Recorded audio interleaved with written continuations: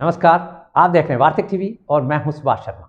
वार्तिक TV के इस special edition में आपकी हम खैर मकदम करते हैं, स्वागत करते हैं। ये खबरों की खबर का एक स्पेशल एडिशन है जिसमें आप सभी का स्वागत है। ये स्पेशल एडिशन इसलिए है कि कुछ ऐसी बातें इस वक्त चल रही हैं जो कि आप तक लानी जरूरी हैं, और इन बातों में कुछ मिठास की खबरें हैं, कुछ खटास की खबरें भी हैं, और कुछ हमारे पड़ोसियों ने भी इस खटास में आग में घी डालने का काम शुरू कर दिया है।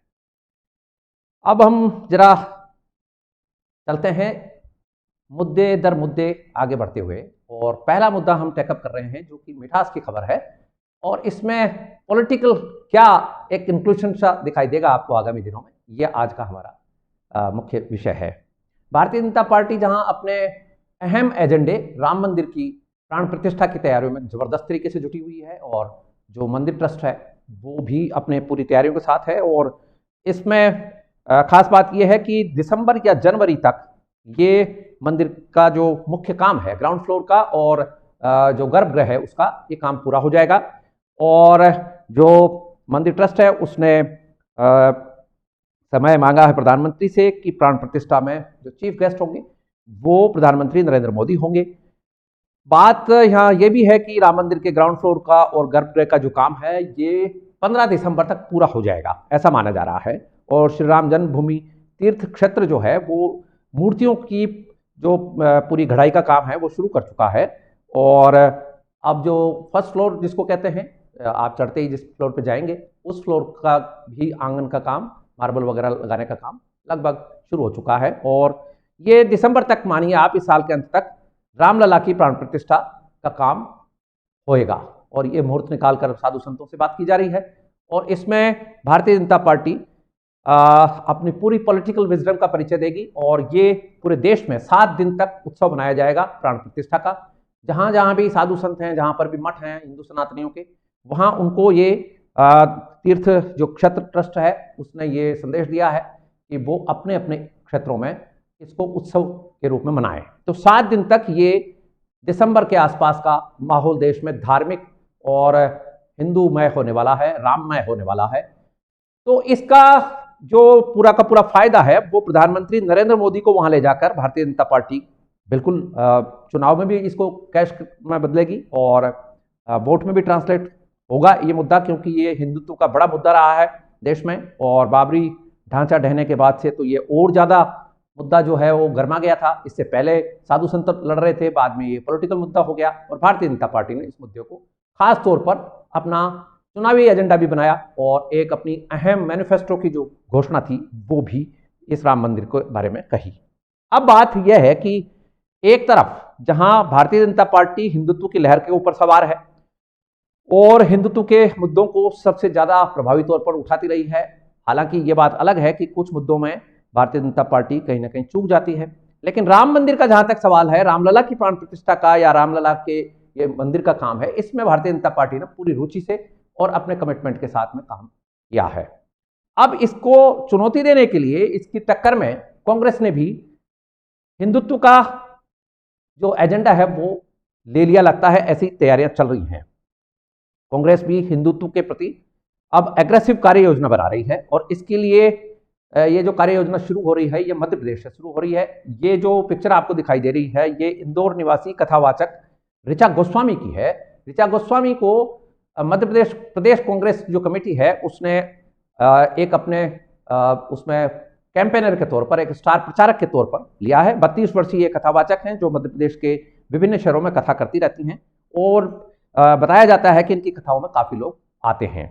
ये बचपन से ही कथा करती हुई हैं ऐसा बताया जाता है मीडिया रिपोर्ट्स में, और ये भी बताया जाता है कि इनके प्रोग्राम्स बहुत अब तक हो चुके हैं, और साथ इनको मतलब आप कथावाचक जो हैं ऋचा गोस्वामी, इनको यूं भी कह सकते हैं कि ये अब जो वहाँ प्रकोष्ठ बनाया गया है इसमें काम करने के लिए, उस प्रकोष्ठ की चीफ इनको बनाया गया है। मध्य प्रदेश कांग्रेस ने धार्मिक और उत्सव प्रकोष्ठ बनाया है। ये जो उत्सव प्रकोष्ठ है ये अब चुनाव के पूरे कैंपेन में ऋचा गोस्वामी को लेकर जाएंगे, और डिफरेंट इलाकों में कथा वाचन के जरिए इनका ये दावा है कि ये बीजेपी को एक्सपोज कराएंगे, और बीजेपी के बारे में इनका ये दावा है कि ये बीजेपी जो है ये केवल हिंदुत्व का नाम लेती है, लेकिन हिंदुत्व के बारे में उनका कोई सीरियस कमिटमेंट नहीं है। इस बारे में एक्सपोज किया जाएगा। और ये जो देवी भागवत पुराण के माध्यम से कथा करती हैं ऋचा गोस्वामी, इनको ले जाकर अब ये भी मीडिया रिपोर्ट्स में बताया जा रहा है कि जो कांग्रेस के नेता हैं ये डिफरेंट जो जहाँ इनके होल्ड है उन इलाकों में ऋचा गोस्वामी को ले जाकर अभी से चुनाव की, क्योंकि चुनाव होने हैं तो चुनाव के लिए ये सारा काम चालू हो गया है। और अब बात यदि करें तो कांग्रेस का ये कहना है कि हम कहते नहीं हैं कि हम हिंदूवादी हैं, लेकिन हम हिंदू धर्म में तो हैं, हिंदुत्व में तो हमारा बिलीव है ही है, बिलीफ सिस्टम तो हमारा वही है, लेकिन हम बीजेपी की तरह से इसको बाहर नहीं लाते हैं। लेकिन अब कांग्रेसियों में नव जागरण किया जाएगा हिंदुत्व का। ये मध्य प्रदेश से शुरुआत हो रही है। और मध्य प्रदेश कांग्रेस के जो अध्यक्ष हैं कमलनाथ, जो कि आप जानते हैं बहुत ही शार्प और बहुत ही क्लेवर पॉलिटिशियन हैं, तमाम तरह के आरोपों के बावजूद वो कांग्रेस की वहाँ की जो राजनीति है उसमें छाए रहते हैं। और किसी जमाने में संजय गांधी के नज़दीक थे, बाद में राजीव गांधी के नज़दीक रहे, तो बहुत ही क्लेवर पॉलिटिशियन माने जाते हैं और रणनीतिक रूप से बहुत ज़बरदस्त और बेबाक तरीके से बात करते हैं। कमलनाथ ने ये जो ड्यूटी है, ये जो काम है, ये जो कमान है, ये ऋचा गोस्वामी को मध्य प्रदेश में सौंपी है। तो अब कांग्रेस भी काउंटर करने के लिए हिंदुत्व की तरफ आगे बढ़ रही है। ये है समय का परिवर्तन। जो कांग्रेस सेक्युलर होने के नाम पर, या कि जिसको कह सकते हैं आप कि हम किसी भी धर्म के उसमें नहीं पड़ते पछड़े में, अब ये जो चुनावी मामला है इसमें उनको आना पड़ गया है। और अब देखने वाली बात ये रहेगी कि जो माइनॉरिटी का वोट है वो फिर कांग्रेस को किस तरह से देखेगा, क्योंकि कर्नाटक में जो स्थिति दिखाई दी है उसमें खालिस कांग्रेस आप समझ सकते हैं कि सेकुलरवादी समझ लीजिए, या कि प्रो मोमेंट्स और प्रो माइनॉरिटी समझ लीजिए, उनका पूरा का पूरा जो अपीजमेंट का जो फार्मूला था वो आपको कर्नाटक में दिखाई दिया और उसका असर भी आया। लेकिन मध्य प्रदेश में जो तैयारी चल रही है, ये बात सही है कि मध्य प्रदेश एक काउ बेल्ट का या हिंदू जिसको कहते हैं प्रभाव वाला इलाका है, लेकिन कर्नाटक भी उससे कम नहीं है। लेकिन ये बात कांग्रेस क्यों कर रही है, क्या है, ये आगे आने वाले दिनों में समझ में आएगी बात कि ये हिंदू तरीके से कांग्रेस आगे बढ़ रही है, कथावाचन के जरिए आगे बढ़ रही है, ऋचा गोस्वामी को आगे करके आगे बढ़ रही है और धार्मिक और उत्सव प्रकोष्ठ बना रही है। तो इसके मायने असल में क्या हैं? क्या वाकई कांग्रेस को ये लगने लगा है कि हिंदू उससे नाराज हो गए हैं? और यदि 2024 के चुनाव में या 2023 में राज्यों के चुनाव में यदि ऐसा नहीं किया गया और केवल तुष्टीकरण की बात की गई माइनॉरिटी की, तो हो सकता है कांग्रेस को ज़्यादा बड़ा झटका लगे, ऐसा कांग्रेस के लोगों का सोचना है। तो ये जो तैयारी चल रही है इसको लेकर बड़ी चर्चा है और ये आगामी दिनों में भी आपको सुनने को मिलेगा कि कांग्रेस ने ये अचानक से पलटी क्यों खाई है, जबकि आज तक आपने देखा है कि पिछले 45-50 साल में कांग्रेस ने जिस तरह से मैसेज दिया है उसमें हिंदुओं को एकदम दरकिनार रखा है और डिविसिव पॉलिटिक्स, SC/ST के रिजर्वेशन की और मुस्लिम परस्त की ये जो वोट बैंक था इसको लेकर सत्ता में आती रही है। अब ये बात है कि पासा पलट चुका है। अब भारतीय जनता पार्टी लगातार 2 बार सत्ता में आ चुकी है केंद्र में और तीसरी बार की तैयारी है 2024 में चुनाव की। जहां अब तक की जो कयासबाजी है, अब तक के जो पॉलिटिकल जो एनालिस्ट हैं वो सब यही मान रहे हैं कि 2024 में भारतीय जनता पार्टी को कोई चुनौती नहीं है, नरेंद्र मोदी को कोई चुनौती नहीं है। लेकिन कांग्रेस की ये जो स्टेट विंग है ये क्या आगे, क्या केंद्र में भी, केंद्रीय स्तर पर भी कांग्रेस इस तरह के एजेंडे के ऊपर चलेगी? क्योंकि ये एजेंडा यदि कांग्रेस पकड़ती है, जो कि कांग्रेस के कई नेता कांग्रेस में अंदर खाने बात करते हैं कि कांग्रेस से लोग नाराज इसलिए हैं कि वो हिंदुओं से विमुख हो चुकी है, हिंदू विरोधी हो चुकी है। अब ये कमलनाथ जैसे जो पॉलिटिशियन हैं ये यदि इस तरह के प्रयोग कर रहे हैं तो देखने वाली बात ये रहेगी कि आगामी दिनों में हो सकता है कि केंद्रीय स्तर पर भी कांग्रेस इस तरह के प्रयोग करे। तो ये अब आपको एक पैरेलल लड़ाई दिखाई देगी। एक तरफ रामलला की प्राण प्रतिष्ठा का माहौल चल रहा होगा और दूसरी तरफ ये काम हो रहा होगा। और ये ऋचा गोस्वामी किस तरह से बीजेपी को एक्सपोज करेंगी ये भी हम देखेंगे। इस तरह से इनका दृष्टिकोण है बीजेपी को लेकर, क्या क्या ऐसी कमियां ये गिनाएंगी। हालांकि सुनने में ये आ रहा है कि ये अपने भाषणों में पहले भी कई बातें कर चुकी हैं। इनका ये भी कहना है कि ये जो हिंदूवादी बनते हैं बीजेपी वाले लोग, इनको न तो हिंदुत्व का पता है और नए हिंदू रिचुअल्स को जानते हैं। इनको असल रिचुअल्स का पता ही नहीं है, इसलिए ये हिंदू हो नहीं सकते। ये इस तरह की बातें भी करती हैं। लेकिन कुल मिलाकर बात यह है कि ये कथावाचन एक अलग बात है, लेकिन राजनीतिक रूप से वो किस तरह से इसको प्रमोट कर पाएंगी कांग्रेस को, किस तरह से कांग्रेस के वो जो 50 साल के ये जो धब्बे हैं इनको धो पाएगी। क्योंकि पॉलिटिक्स में ये चीज़ें याद रखी जाती हैं कि कांग्रेस ने उस वक्त क्या कहा था। हालांकि हमारे देश की जनता भूलती बहुत जल्दी है और जल्दी भाव में बह जाती है, और छोटी सी कोई बात को लेकर भी वो कई बार चुनाव के नतीजे बदल देती है। प्याज के भाव के ऊपर भी सरकारें बदली गई हमारे यहाँ, तो ऐसा भी माहौल होता है। लेकिन ये जरूर है कि राम जन्मभूमि के पैरेलल या इस तरह के आंदोलन के, हिंदू जागृति के आंदोलन के पैरेलल कांग्रेस भी अब हिंदू जागृति के आंदोलन में आ रही है। तो अब दोनों पार्टियां एक तरह से एक तरह की उसमें आ गई हैं। अब फिर भारत में ये माहौल बन पड़ेगा कि भाई आखिर हो क्या रहा है ये, एक पोल और दूसरा पोल बराबर अब आपस में मिलने आ रहे हैं क्या? तो फिर तो यदि दोनों का एक ही एजेंडा है तो फिर तीसरी कोई ताकत खड़ी होगी। तो ये भी एक देखने वाली बात रहेगी। तो आपके सामने हमने दो स्थितियां रखी हैं कि एक तरफ भारतीय जनता पार्टी विकास के नाम पर चुनाव लड़ने वाली है। इस बार आपको ये भी देखने को मिलेगा कि वो जो जिसको आप कहते हैं घोर हिंदूवादी, कट्टर हिंदूवादी, वो अब भारतीय जनता पार्टी और आरएसएस जो हैं वो उससे अलग होते जा रहे हैं। विकास के नाम पर, सबके विश्वास के नाम पर चुनाव होगा। प्रधानमंत्री मोदी ने अभी अजमेर में इस बात के संकेत भी दिए हैं। हिंदुत्व के ऊपर उन्होंने कोई ज़्यादा बात नहीं करी है। और यदि हम पिछले करीब 3-4 साल का ट्रैक रिकॉर्ड देखते हैं तो बहुत सारे मामलों में आरएसएस और बीजेपी जो कोर इश्यूज थे हिंदुत्व के, उनसे थोड़ी सी अलग सी हटी है। ऐसे में कांग्रेस का इस तरह से आगे आकर हिंदुत्व के इश्यूज को पकड़ लेना, उस बैटन को मैराथन के लिए पकड़ लेना, ये क्या गोल खिलाएगा, ये भी देखने वाली बात रहेगी। क्योंकि कहीं ना कहीं डिस्ट्रस्ट था कर्नाटक में। कर्नाटक के चुनाव नतीजे केवल चुनावी घोषणाओं की देन नहीं है, कुछ ना कुछ था। करप्शन भी एक मुद्दा था, लेकिन करप्शन के अलावा भी कुछ मुद्दे थे। अब यह देखने वाली बात रहेगी कि बीजेपी अपने कोर मुद्दों से हटेगी और कांग्रेस उन मुद्दों को पकड़ेगी, तो क्या गति बनेगी, किस तरह की राजनीतिक स्थितियां बनेंगी, ये भी हम देखेंगे। तो ये इस तरह का एक माहौल दिखाई दिया है, जिसके लिए हमने एक आपके लिए ये स्पेशल प्रोग्राम लेकर आए हैं। एक और इसमें बात हमको आपके समक्ष रखनी है। इस वक्त नेपाल के जो प्रधानमंत्री हैं पुष्प कमल दल प्रचंड, ये भारत यात्रा पर हैं और बहुत अच्छा इनका वेलकम हुआ है। और दोनों प्रधानमंत्रियों के बीच में, हमारे प्रधानमंत्री ने भी और नेपाल के प्रधानमंत्री ने भी बहुत अच्छी बातें की हैं। नेपाल के प्रधानमंत्री ने कहा कि नेपाल के साथ जो हमारी जो सीमाओं का विवाद है, इसमें हम सुलझाकर इसको बैठकर बातचीत करके सुलझाएंगे। और रामायण सर्किट की बात प्रधानमंत्री नरेंद्र मोदी ने की है। अब रामायण सर्किट का मसला क्या है? असल में ये मसला जुड़ा हुआ है भगवान राम से। भगवान राम की ससुराल जो है जनकपुर, वो नेपाल में है।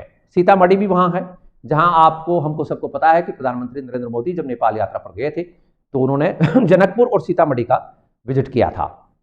और यहाँ पर जब नेपाल के प्रधानमंत्री आते रहे हैं तो वो वाराणसी, अयोध्या और इस तरह के जो हमारे तीर्थ हैं, उज्जैन, अब पुष्प कमल दहल प्रचंड भी उज्जैन जाएंगे महाकाल के दर्शन करने, क्योंकि महाकाल का एक और विग्रह जो है वो नेपाल में है पशुपतिनाथ के नाम से। और आप हम सब हिंदू जो समाज के लोग हैं, सनातनी लोग हैं, वो काठमांडू जाकर भगवान शिव के दर्शन करते हैं वहाँ। तो ये विग्रह जो है वो भारत की सांस्कृतिक जो विरासत है, साझी विरासत है, उससे जुड़ा हुआ है। जनकपुर, सीतामढ़ी, ये सब जो मामले हैं ये सब जुड़े हुए हैं।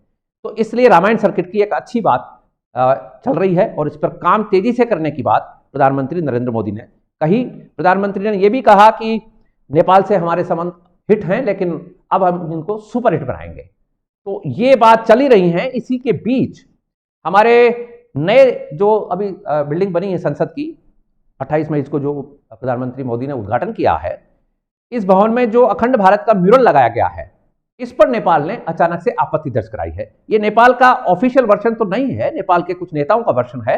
नेपाल के पूर्व प्रधानमंत्री जो हैं बाबूराम भट्टराई ने एक ट्वीट किया है और उस ट्वीट में आप देख सकते हैं, ये इनका कहना है कि ये जो म्यूरल लगाया गया है ये पड़ोसी देशों के बीच गैर जरूरी है और टकराव बढ़ा सकता है। भारत का उसके पड़ोसी देशों के साथ ऑलरेडी जो विश्वास है उसमें कमी है। ऐसे में भारत के जो नेता हैं वो अपनी मंशा स्पष्ट करें कि ये जो अखंड भारत का म्यूरल लगाया है तो इसका उद्देश्य क्या है। आप हम सबको पता है कि हमारे केंद्रीय मंत्री प्रहलाद जोशी ने एक ट्वीट किया था जिसमें इस अखंड भारत के म्यूरल को लगाकर उन्होंने कहा था कि संकल्प स्पष्ट है।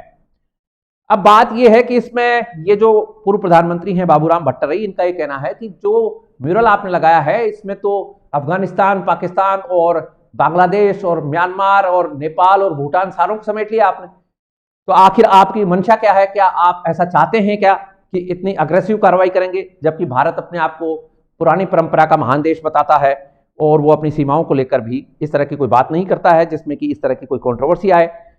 तो इस तरह का ये अचानक से एक मामला आया है। इसमें एक और जो वहां के प्रधानमंत्री रहे हैं, पूर्व प्रधानमंत्री केपी शर्मा ओली, जिनको हम जानते हैं, उनका नाम वैसे खड़ग प्रसाद शर्मा नाम है और खड़ग प्रसाद शर्मा कम्युनिस्ट पार्टी के नेता हैं। चाइना के साथ में इनका बड़ा निकट का संबंध है।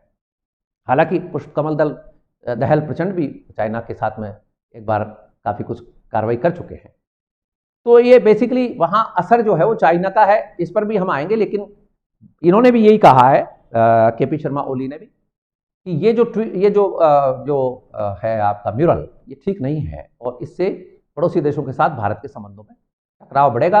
और इन्होंने ये भी कहा है कि जो प्रधानमंत्री हमारे गए हैं भारत प्रचंड, वो ऐसे म्यूरल के बाद, ऐसे म्यूरल पर भारत की स्थिति स्पष्ट नहीं होने के बावजूद वो भारत यात्रा पर गए हैं, तो भारत यात्रा उनकी बेमानी हो जाती है। और अब वो चूंकि भारत में है तो भारत के नेताओं से बात करें कि इस म्यूरल के ऊपर उनका आखिर क्या कहना है। ये नेपाल के 2 पूर्व प्रधानमंत्रियों के बयान हैं। इससे आपको ये स्थिति स्पष्ट हो जानी चाहिए कि नेपाल में भारत के खिलाफ माहौल तो है। और जब से राजशाही का वहां अंत हुआ है तब से हिंदू राष्ट्र की जो अवधारणा थी, नेपाल अपने आप को हिंदू राष्ट्र घोषित किए हुए था, वो भी खत्म कर दी गई थी। और ये जो कम्युनिस्ट पार्टी के लोग थे जिन्होंने वहां एक तरह से आंदोलन चलाया और एक क्रांति लाई, क्रांति राजशाही को खत्म कर दिया गया। और कम्युनिस्ट जो लड़ाके थे उन्होंने कई तरह के उत्पात मचाए। चाइनीज प्रॉक्सी, पाकिस्तान इसमें वहां चाइना का स्टूज था, चाइना का एक पूरा जिसको कहते हैं टूल किट के तौर पर पाकिस्तानियों ने वहां चाइनीज पैसे से काम किया। और आप हम सब ने देखा है कि आईएसआई का बहुत बड़ा अड्डा नेपाल में बन चुका है। नेपाल से हमारी जो सीमाएं लगती हैं वहां पर इस वक्त मोमडन्स की बस्तियां बसाई गई हैं और पूरा बॉर्डर का इलाका मेजोरिटी गाँवों में मोमडन्स की हो चुके हैं। ये पाकिस्तान ने किया। बिहार और उत्तर प्रदेश के जो मोमडन्स थे उनको ले जाकर वहाँ बसाकर, तो आईएसआई ने चाइनीज पैसे से ये काम किया, जिसकी वजह से ये कड़वाहट जो है हमारे हिंदू राष्ट्र नेपाल में बढ़ी। और अब वो कोई हिंदू राष्ट्र नहीं है वहाँ, बल्कि हिंदुत्व के मुद्दों के ऊपर, सनातनी मुद्दों के ऊपर आए दिन निंदा प्रस्ताव पारित होते हैं। ये केपी शर्मा ओली टाइप के जो लोग हैं ये इसी तरह से लगे रहते हैं। अब इनको कोई हिस्ट्री बताए। 1815 में जो सिगोली की संधि हुई, आप देखिए जरा कि ये संधि है ब्रिटिश कंपनियों के बीच में, जो ब्रिटिश कंपनी के रूप में यहाँ ब्रिटिश राज घराने के लोग थे उनके बीच में, और नेपाल के बीच में। नेपाल के ऊपर यदि हम बात करें मुस्लिम आक्रांताओं की, तो नेपाल को कभी भी मुस्लिम आक्रांता छेड़ नहीं पाए। जब भी गए मुंह की खाकर आए। ये जो गोरखाओं की जो बटालियन है, गोरखाओं ने खूब इनको पीटा है। इसके बाद मुगलों का आया समय, मुगल्स भी नेपाल को कुछ तंग नहीं कर पाए। ये स्थिति नेपाल की रही। लड़ाके जबरदस्त वीर और अपने आप को हिंदू सनातनी परंपरा के वीर मानते थे, और ये जितने भी आक्रांता आए वो नहीं जीत पाए। ये जो 1815 के आसपास का समय है, यहाँ पर आप देखिएगा हिस्ट्री में कि चाइनीज भी इन्वेजन हो रहा था नॉर्थ बॉर्डर पर नेपाल के, और इधर अंग्रेज भी अपनी इंपीरियलिस्टिक योजना लगा रहे थे। लेकिन अंग्रेजों को मुंह की खानी पड़ी, और ये सिगोली की जो ट्रीटी है ये अंग्रेजों को करनी पड़ी। 1815 में ट्रीटी हुई, 1816 में लागू हुई। नेपाल की तरफ से ये जो ट्रीटी साइन होती है, ये देखने वाली बात है। ये ट्रीटी साइन की नेपाल की तरफ से राजगुरु गजराज मिश्र ने। अब आप इससे समझ सकते हैं कि ये वाकया क्या है और वहाँ हिंदुओं का क्या मामला था, सनातन का वहाँ क्या मामला है। आपको हमने बताया जनकपुर जहाँ है, सीतामढ़ी जहाँ है। अब आप देखिए, इसके पहले हम चलते हैं, थोड़ा सा प्री हिस्ट्री में चलते हैं। और पहला जो वंश है वो आता है गोपाल वंश, जो कि आप बंगाल तक गोपाल वंश की कथाएं कहानियां पढ़ सकते हैं, सुन सकते हैं, देख सकते हैं। गोपाल वंश का जो हिसाब किताब है, गोपाल वंश का जो नाम है वो हमारे वेदों में आता है। अथर्ववेद में नाम है गोपाल वंश का, अथर्वशीर्ष में नाम है। ये स्थिति गोपाल वंश की है। गोपाल वंश के साथ में बाद में किरात वंश आया, और किरात डायनेस्टी का जो हवाला है वो महाभारत के ग्रंथों में आता है। महाभारत युद्ध में ये जो डायनेस्टी है ये कुरुक्षेत्र में लड़ने के लिए आती है, तो महाभारत से इसका परिप्रेक्ष्य हम लेते हैं। ये जो म्यूरल है या अखंड भारत जिसको बोला जाता है, ये बेसिकली महाभारत है। यदि आप महाभारत को पढ़ेंगे तो ये सारे जितने इलाके हैं ये महाभारत के युद्ध में शामिल थे। तो महाभारत का इलाका म्यूरल में दर्शाया गया है। इसका मायने ये नहीं है कि भारत अभी जाकर सेनाएं वहां सनद कर रहा है या नेपाल को अपनी सीमा में ले रहा है। अलग अलग राज्य हैं, हो गए, ठीक है, लेकिन 1815 की संधि जो है ये नेपाल को भारत से अलग करती है। ब्रिटिश ने भारत को तो ब्रिटिश इंडिया बना लिया, जो आज भारत है आपके पास में, एक्सक्लूडिंग बांग्लादेश और पाकिस्तान। आज का जो भारत है वो ब्रिटिश इंडिया कहलाता था। नेपाल जो है वो स्वतंत्र रहना चाहता था, तो नेपाल ने अपने आप को स्वतंत्र रखा, वो ब्रिटिशर्स के साथ नहीं आया। था वो देशी राज्य, वो प्रिंसली स्टेट ही थी, भारत के सनातनियों की प्रिंसली स्टेट ही थी। जैसे कि आप जयपुर मान सकते हैं, जोधपुर मान सकते हैं, इस तरह की प्रिंसली स्टेट थी। लेकिन चूंकि वो ब्रिटिश इंडिया जब गया और पावर ट्रांसफर करके गया, तो जो भारत का नक्शा उसके पास था वो हमारे नेताओं को सौंप गया। तो नेपाल, भूटान, ये जो हमारे प्रिंसली स्टेट्स थे ये दूर हो गए, और तभी से बंटवारा हुआ। 46 साल की ये अवधि आप देखेंगे, 45-46 साल की, ये हमारे सारे इलाके उस समय गए हुए हैं हमारे हाथ से, जो महाभारत और अखंड भारत की स्थिति हमारे सामने थी। तो गोपाल वंश से किरात वंश, ये हिस्ट्री। इसके बाद यदि हम बात करते हैं तो 3rd century 4th century BC में हमारे बौद्ध ग्रंथों में नेपाल का जिक्र आता है, सनातनी होने का जिक्र आता है। और मौर्यों के समय की बात करें तो मौर्यों के अधीन रहे हैं। और यदि हम और आगे की बात करें तो ठाकुर वंश। अब ठाकुर वंश कहां से आया है? ये तो सनातनी मामला है ना। लिच्छवी गणराज्य ये हमारा गणराज्य था, और बाद में यदि हम ये इस्लामिक आक्रांताओं के समय की बात करें तो ये 22 राजाओं की स्थिति वहां रही है नेपाल पूरे में, तो इसको 22 भी कहा जाता है। 22 में सारे हिंदू नाम हैं, शाह हैं, राणा हैं, ये शर्मा वगैरह, ये जितने भी मिश्र हैं, ये सारे, ये कहां से आए हैं? ये सारे कन्नौज के अंडर के लोग ही तो हैं। तो कन्नौज साम्राज्य और उसके अंडर की एंसिलरीज है। और ये महाभारत के काल से अभी हम गुप्त साम्राज्य तक आ जाएं तो ये सारे भारत के हिस्से में थे। लेकिन अब बात यह है कि नेशन स्टेट का दौर है, यूनाइटेड नेशंस का दौर है, एक नए तरह के डिजाइन में हम पूरे विश्व में रहते हैं। तो जो स्थिति भौगोलिक रूप से हमें मिली है वो हम उसको चलाते हैं। भारत का एक संविधान है, भारत की एक संसद है, भारत में चुनाव होते हैं, भारत की डेमोक्रेसी है। तो क्यों कर और किस आधार पर भारत अब इन पड़ोसी देशों को लेगा, जिसमें कि आप देखिए जरा, चाइना बॉर्डर नॉर्थ अफगानिस्तान से मिलती हुई, ईरान से बॉर्डर मिलती हुई, ये सारा इलाका रहा है। पाकिस्तान तो नई नई कहानी आपके सामने की बात है, बांग्लादेश नई कहानी है, नेपाल, भूटान, ये सब 17वीं-18वीं शताब्दी के खेल है, अंग्रेजों के किए हुए। अफगानिस्तान भी हमसे अलग इसीलिए हुआ कि वह अंग्रेज से आज़ादी चाहता था, अंग्रेज से लड़ाई लड़ी, भारत से लड़ाई नहीं हुई उसकी, अंग्रेज से लड़ाई हुई। तो ये स्थितियां नेपाल के लोगों को समझनी होंगी कि आखिर वो किस तरह का विरोध कर रहे हैं। यदि भारत की संसद में एक सांस्कृतिक परिप्रेक्ष्य में, एक अलग कॉन्टेक्स्ट में महान भारत के, महाभारत के उस विरासती युग को दर्शा दिया गया, तो इट डजंट मीन कि वो आकर आपके ऊपर इंप्लिसिट पावर लगाएंगे या कि चाइना की तरह वो हड़पते जाएंगे। भारत की इस तरह की स्थिति नहीं है, वो हड़पता है। भारत सांस्कृतिक विरासत का देश है, संस्कृति फैलाता है। ये बात अलग है कि हमारी पिछली सरकारों के समय हमने नेपाल को बहुत हल्के में लिया, बहुत ब्लंडर्स हुए हैं हमारे, क्योंकि हम यहाँ इन स्थितियों को यदि आज गाथा गाएंगे तो कोई ज़्यादा फायदा नहीं, लेकिन जो गलतियां हैं उनको सुधारने की बात है। नेपाल में जब चाइनीज अग्रेशन चल रहा था, चाइनीज पैसा चल रहा था, आईएसआई वहाँ काम कर रही थी, कन्वर्शंस हो रहे थे, पॉलिटिकल पैसा लगाया जा रहा था। ये जो खड़े हुए हैं लोग, प्रचंड वगैरह, केपी शर्मा ओली टाइप के लोग हैं, बाबूराम भट्टराई हैं, या कोइराला टाइप के जो लोग हैं, कोइराला तो फिर भी अलग टाइप की चीज़ है, लेकिन ये जो नए खड़े हुए थे नेता, इनको पैसा कहाँ से मिला? ये आईएसआई के थ्रू पूरा गेम प्लान हुआ है, क्योंकि चाइना सीधे तौर पर यहाँ नहीं आना चाह रहा था नेपाल में बैठकर काम करने के लिए। हाँ, उनके जो एजेंट थे वो तो बैठे ही थे, तो मिलकर काम हुआ।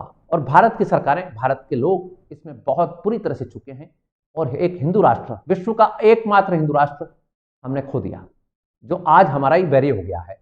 आज हमारी सीमाओं को लेकर आए दिन उपद्रव मचा रहा है एक तरह से। तो ये स्थिति बहुत खतरनाक स्थिति रही है, लेकिन अब हमें कम से कम नेशन स्टेट की इस अवधारणा में, इस कॉन्सेप्ट में, इन हमारे पड़ोसी देशों को ये जरूर विश्वास दिलाना है कि ये हमारी सांस्कृतिक विरासत है। इसका आपसे हम कोई बॉर्डर डिस्प्यूट नहीं कर रहे हैं कि आप हमारे हिस्से हैं, रहे थे कभी महाभारत के ज़माने में, आप हमारे हिस्से थे, बाद में भी हमारे राजाओं की आपस में रिश्तेदारियां हैं। यदि नेपाल के राजघराने की बात करें तो राजस्थान के सीकर से वहाँ गोद लिए जाता रहा है। सीकर वाला जो परिवार है राजस्थान का, वो उनके रिश्तेदार हैं। बाकी अन्य राजघरानों में भी उनकी राजकुमारियाँ आई हैं, यहाँ से राजकुमारियाँ वहाँ गई हैं। तो ये खून के संबंध हैं, ये कोई आज के संबंध नहीं है। तो राजघरानों के संबंध समझ लीजिए, या कि आम आदमी के संबंध समझ लीजिए। नेपाल के बहुत सारे लोगों के यहाँ संबंध हैं, पढ़ने लिखने आते हैं, आज से नहीं हजारों साल से आते हैं। वाराणसी उनका अध्ययन केंद्र है पुराना।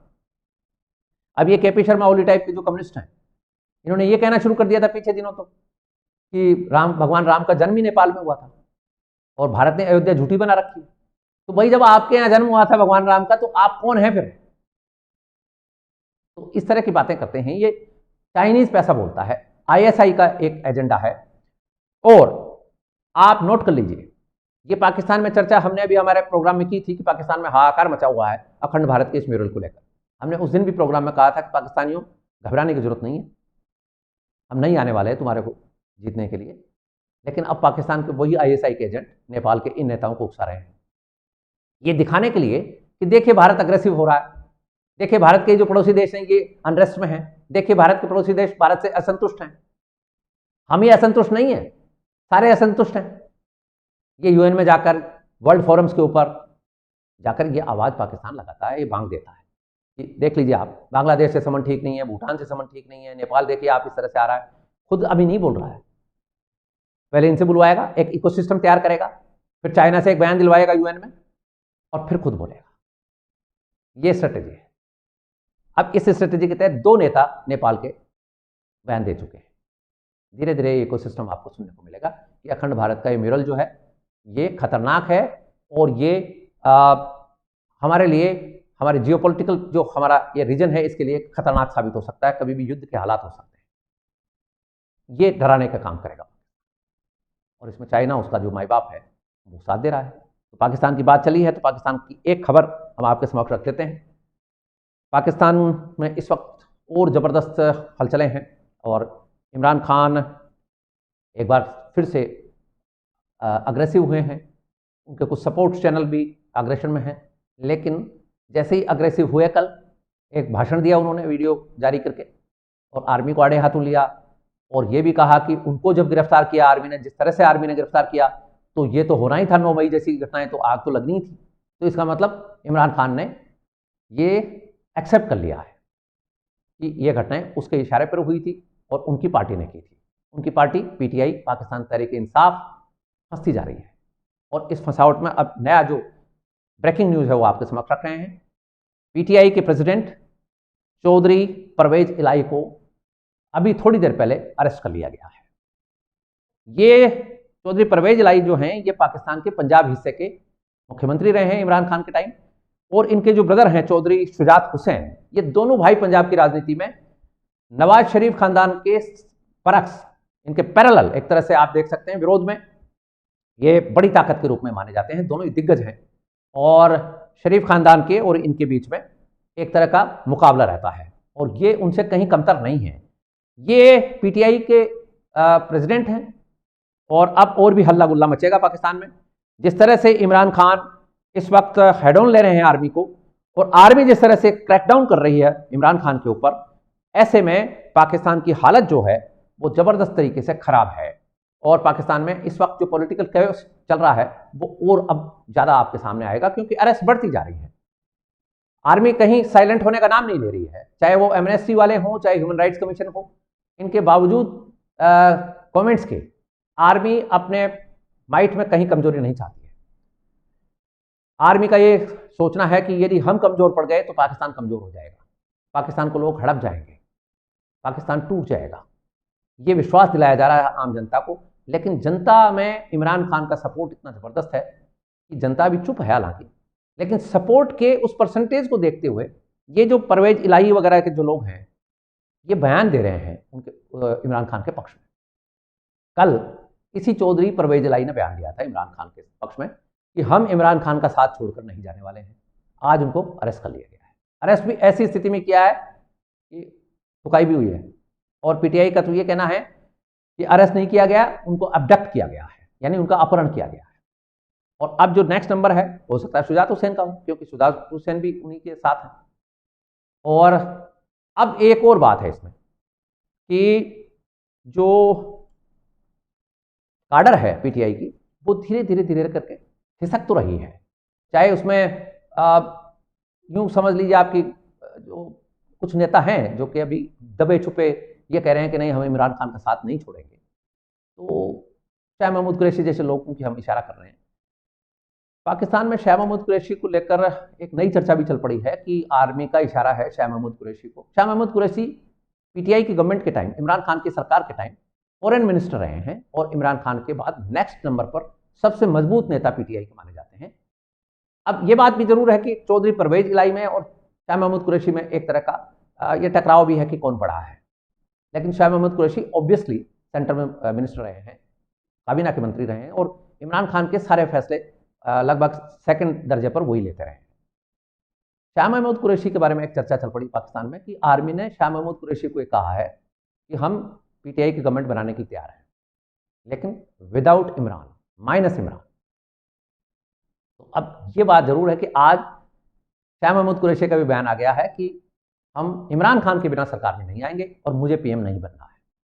संभवतः यही बात जो हम कह रहे हैं कि वो जो परसेंटेज है पॉपुलरिटी का इमरान खान, वो हालांकि घट गया है, उतना नहीं है, लेकिन शाह महमूद कुरैशी जैसे लोग हैं इनको लगता है कि इमरान खान के बिना वो पॉपुलरिटी नहीं मिलेगी और सरकार नहीं बना पाएंगे, तो फिर ऐसे में उतरने से भी क्या फायदा। अब ये स्थितियां वहां चल रही हैं। और जो हमने पहले इशारा किया आपको हमारे प्रोग्राम्स में, जनरल बाजवा आ रहे हैं पॉलिटिक्स में, हमारे पिछले प्रोग्राम्स में हमने वो प्रोग्राम भी किया था। तो जनरल बाजवा की एंट्री पॉलिटिक्स में हो सकती है और ये जो किंग्स पार्टी बनी है पाकिस्तान में, इसके बड़े चर्चे हैं। अभी पीटीआई के जितने भी लोग हैं जो अरेस्ट हुए हैं या बाहर निकाले गए हैं, बाहर निकले हैं, ये सब उधर जा रहे हैं। तो इमरान खान की पार्टी भी टूटेगी और वो पॉपुलरिटी भी अब कम होगी, क्योंकि आर्मी जो है उसके सामने थोड़ा सा संकट आ गया है इमरान खान जो टकराए हैं उससे। आर्मी भी हालांकि परेशान है, लेकिन आर्मी की माइट को जिंदा रखना आर्मी की मजबूरी है।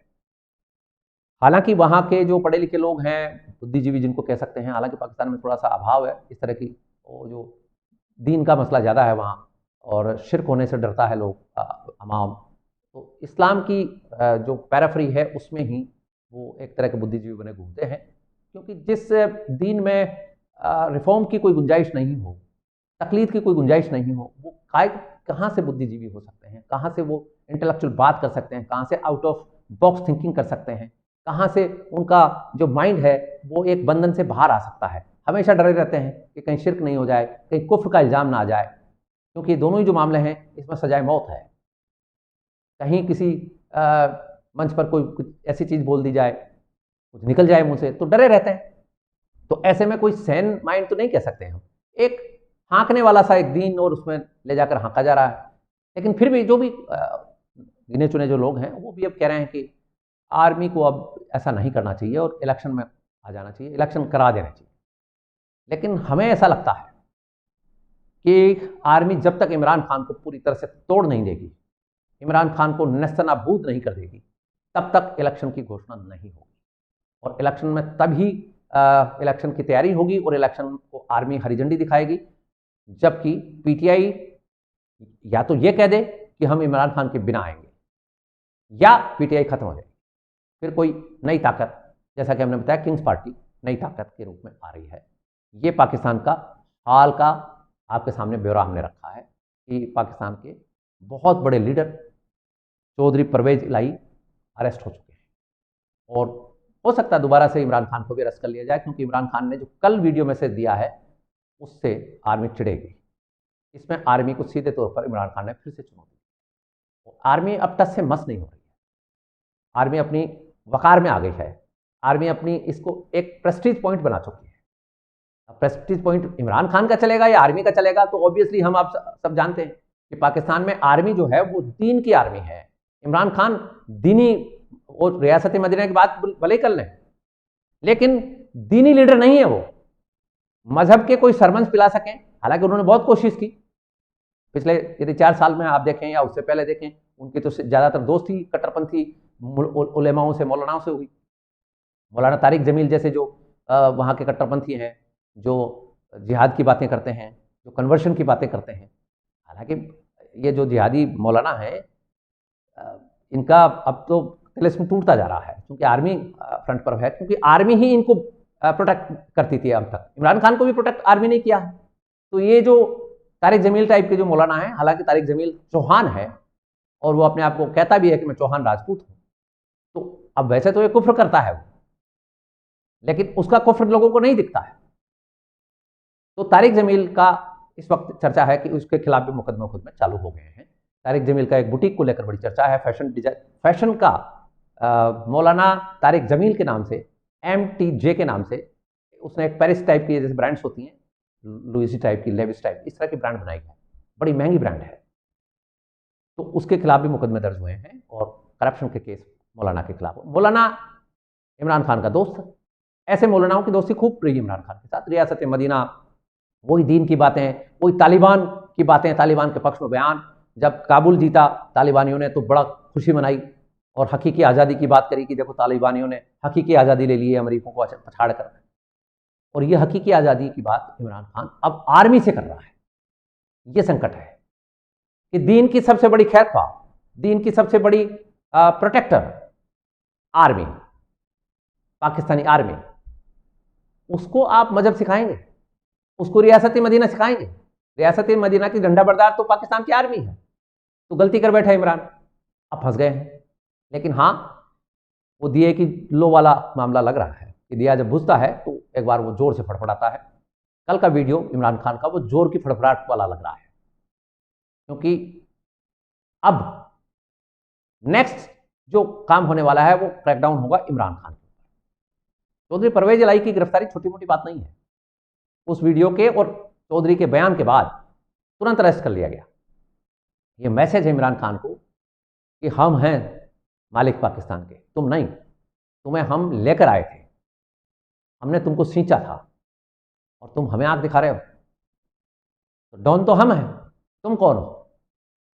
You will be crushed. और वो होगा पाकिस्तान। तो ये पाकिस्तान के इस वक्त के हाल चाल चल रहे हैं। और जहां तक बात है बाकी तो और डिटेल से कभी बात कर लेंगे। पाकिस्तान में इस वक्त कुछ भी ठीक नहीं चल रहा है, सिवाय इसके कि दीन अपने चरम पर है।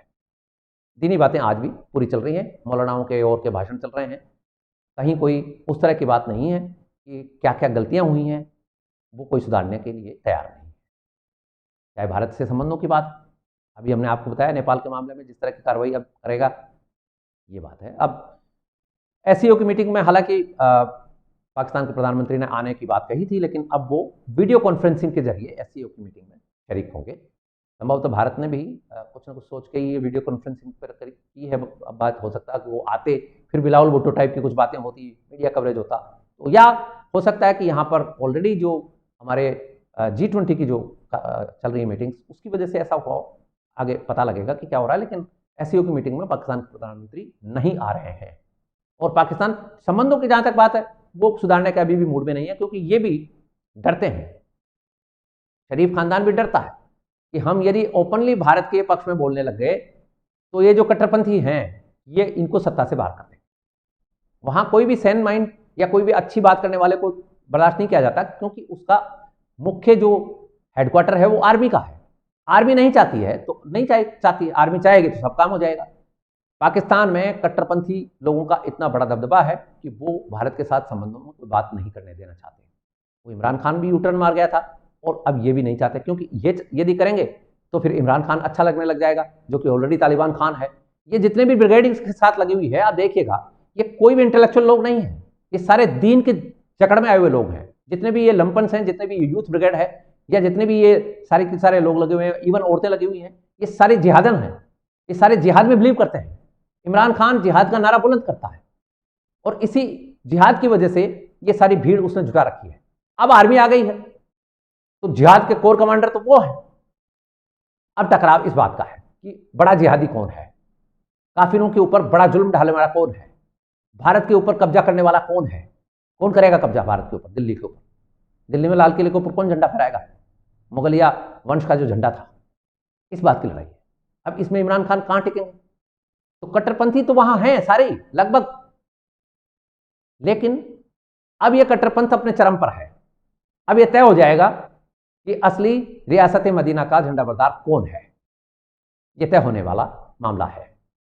तो यह था आज का हमारा प्रोग्राम, आपने हमें सुना, इसके लिए आपका बहुत बहुत आभार, धन्यवाद। I wish you good luck, success and happiness. Thank you so much.